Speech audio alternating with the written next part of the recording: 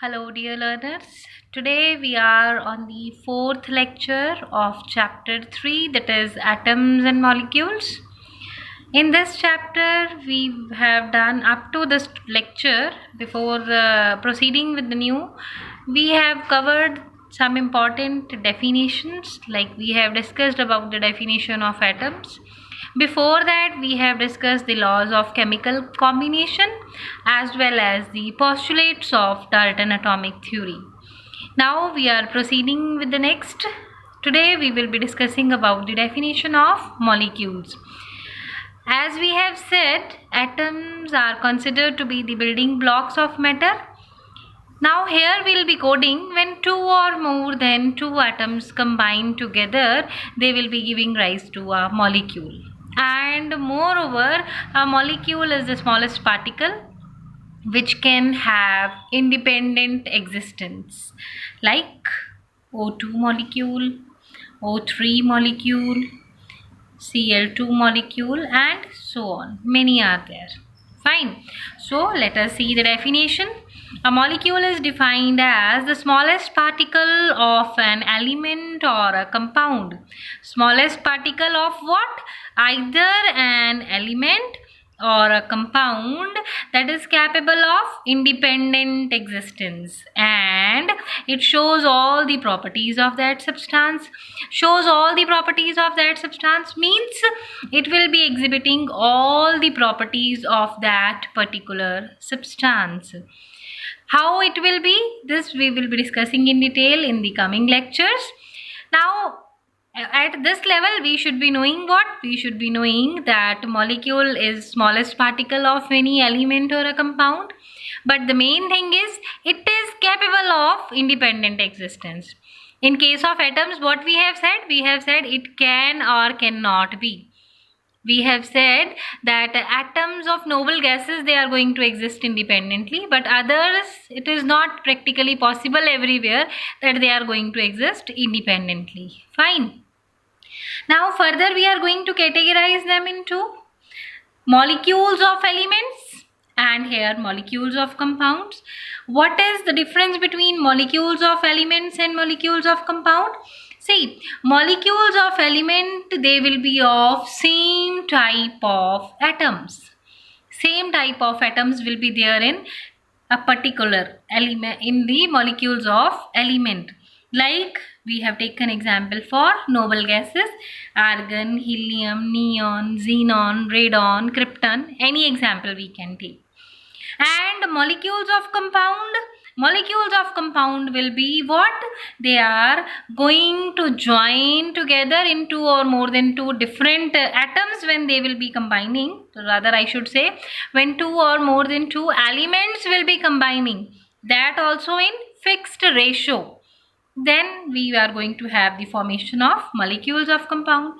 Just see, water, fixed ratio 2:1 means 2 atoms of hydrogen, 1 of oxygen. By mass ratio that we have calculated in the previous lecture, ammonia, fixed ratio 1:3, 1 atom of nitrogen, 3 of hydrogen. And by mass, if we will be calculating, that will be different. We have done it. Carbon dioxide, and many examples are there.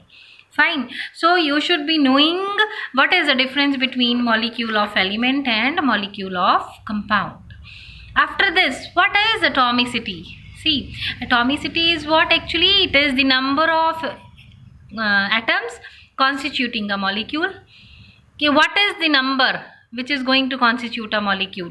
If I am saying, see, firstly see this example, argon and helium.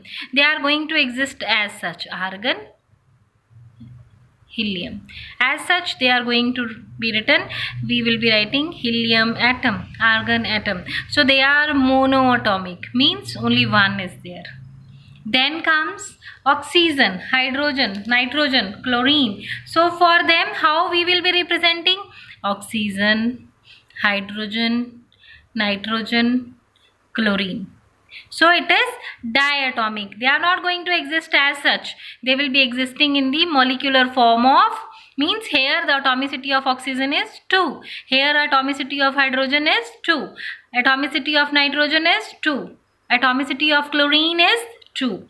Then if I am writing O3, ozone molecule, atomicity of oxygen is 3 here. Please make sure. Okay, now we have written P4. P4 is tetraatomic. 4 atoms of phosphorus are there. As said, polyatomic. When we will be saying many number of atoms are there, we will be using the term polyatomic. Always remember, phosphorus and sulfur, they are going to exist in particular atomic form, that is tetra and poly. These things you should be knowing very well, and these are diatomic molecules, these are monoatomic molecules. Then comes your next topic, that is ions. What are ions? Charged species are known as ions. Now what is charge? Any element is carrying any charge, either plus or minus, that is known as an ion. An ion, don't get confused. Fine. So sodium positive, chlorine negative. So what I will be saying? Sodium ion. Wherever the charge will be coded on the atom, then it will become ion. How they are going to be formed, how these ions are going to be formed, this we'll be discussing in 10th standard in the chapter metals and non-metals. At your level you should be knowing only what is ion. Ion is charge carrying species. Fine. The species which are carrying charge, they are known as ions. Ions are further of 2 types. One is anion, another one is cation. If the species is carrying negative charge, it will be anion. And if it is carrying positive charge, it will be cation. See, Na positive, it is cation. Cl negative, it is anion. So these things you should be very clear. Positively charged ion is cation, negatively charged ion is anion. Now next, what is next? Next is polyatomic ions. What are polyatomic ions? Group of atoms.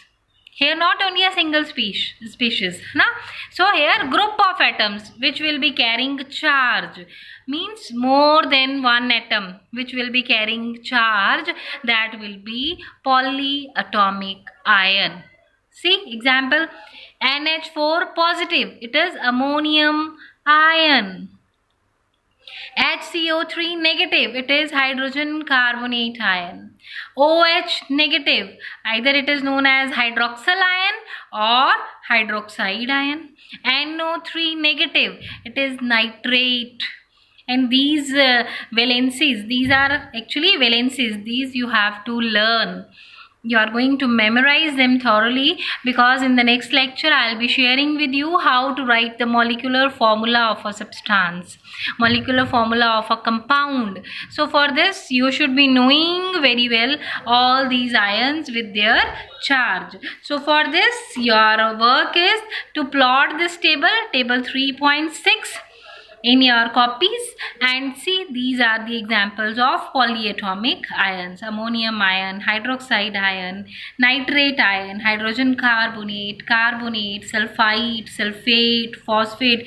If you will be knowing all these symbols, then and only then you are going to write the molecular formulas of the compounds. So that's why I have written you are going to learn table 3.6, as well as you are going to learn table 4.1, which is given at page number 51.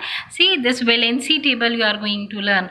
Valency of hydrogen is 1, valency of helium is 0, valency of lithium is 1, and so on.